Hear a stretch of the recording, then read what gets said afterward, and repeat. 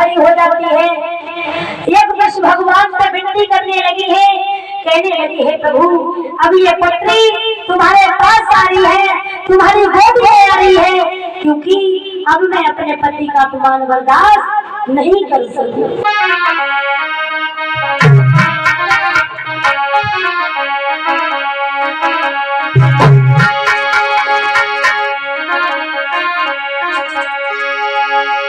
आज सती कहने लगी है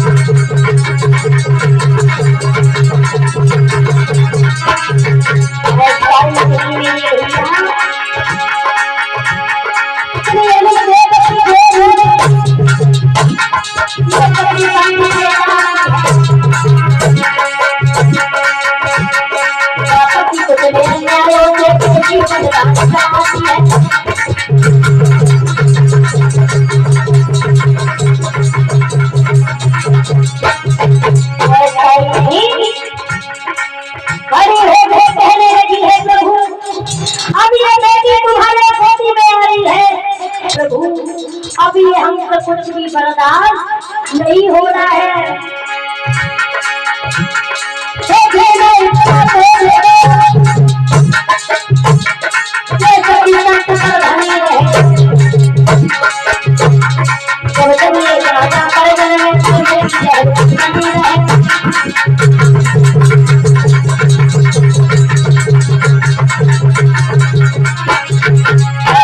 जवाब दिया है प्रभु।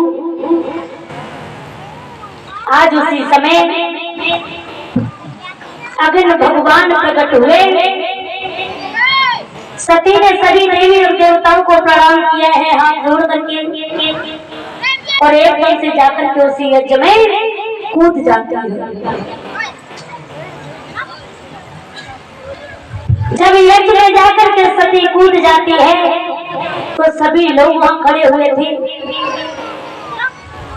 कहने लगे ये बहुत ही अनर्थ हुआ है। और इधर दक्ष प्रजापति उठे, जितने भी भोले बाबा के भेजे हुए गण थे सभी गणों को इतनी पिटाई लगाई, और उसी समय जवाब दिया जाओ भोले बाबा से कह देना जाकर। जैसे ही कहा है तो उसी समय आज सती के बारे में सभी बात नादिया ने बोला प्रभु अब इस दुनिया में सती नहीं है, क्योंकि तुम्हारे अपमान के कारण सती ने अपने पिता के यहाँ यज्ञ में प्राणों की आहुति को दे दिया है। और जब ये कहा है तो आज सती के बारे में सोच करके भोले बाबा को इतना क्रोध आया, इतना क्रोध आया है कि हमसे भ्रकुटी से बाल उखाड़ा और जमीन पर पटक दिया। कृत्या नाम के राक्षसी को प्रकट किया, वीरभद्र को प्रकट किया है, और जब वीरभद्र को प्रकट किया है तो भोले बाबा को इतना भक्त क्रोध बढ़ा है। क्या किया भोले बाबा ने?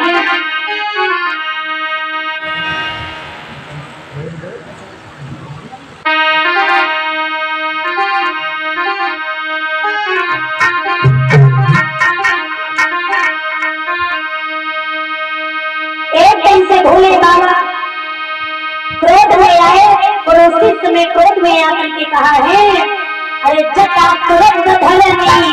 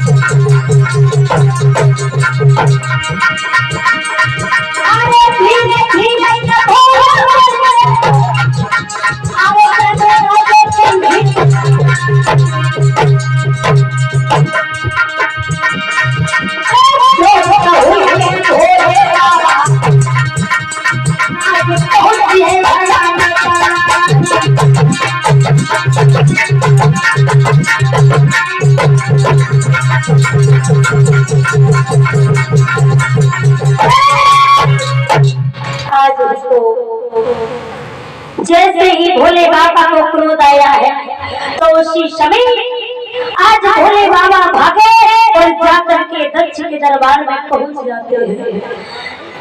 जितने राजा महाराजा बैठे हुए हैं सभी का सर काट काट करके भोले बाबा उसी यज्ञ में डाल रहे हैं और एकदम से दक्ष प्रजापति का भी सर काटा और उसी यज्ञ में डाल दिया है। और जब यज्ञ में डाल दिया है तो सभी देवी और देवता कहने लगे अगर यही क्रोध आता रहा प्रभु को तो संसार में बहुत ही अनंत होगा, प्रलय आ जाएगा।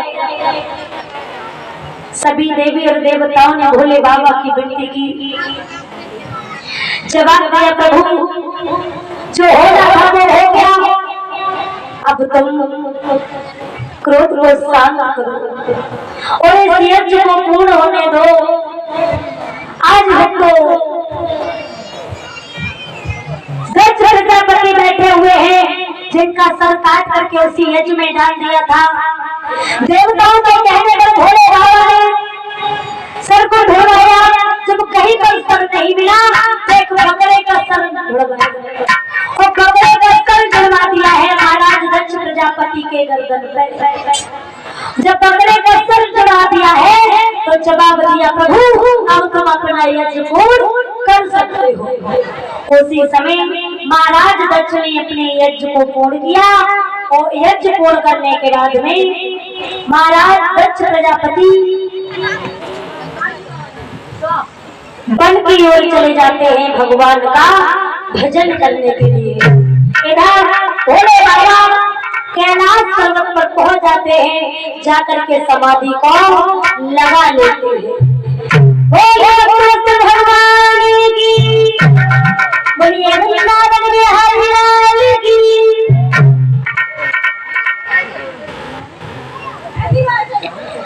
जयकारा अगर बोलो भी तो बाजी बाजी भैया के वो हाथ नहीं उठाते और तामे हमारे बाबा तो बिल्कुल हाथ नहीं उठाते। हमसे लड़ाई है भगवान से। सोई तो का अगर हमसे ने को गलती हो जाए तो बाबा हमारे भजन चले जाता है और तुम हाथ नहीं उठा सकते।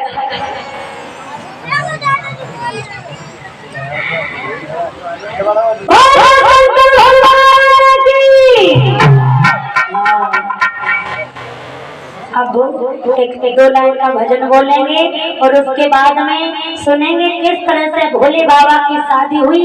वही सती आकर के गिरजा बनी है और किस तरह से गिरजा की शादी भोले बाबा के साथ में हुई।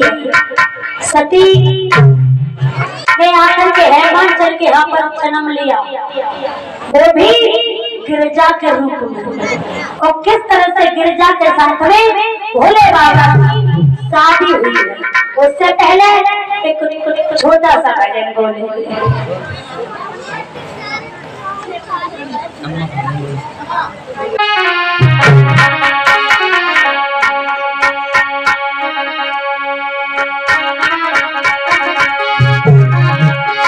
राधा तेरी पत्नी कमरिया गई दिल में समाए झूला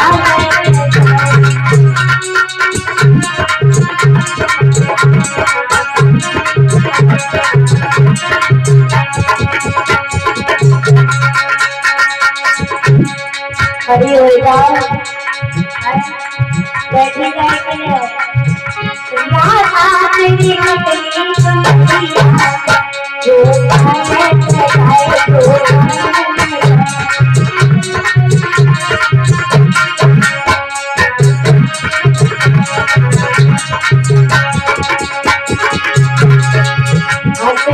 गाना बंसी बजाए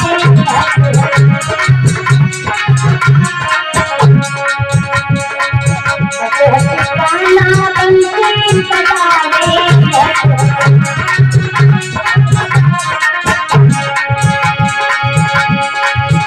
जखिता कसुरन की बसुरिया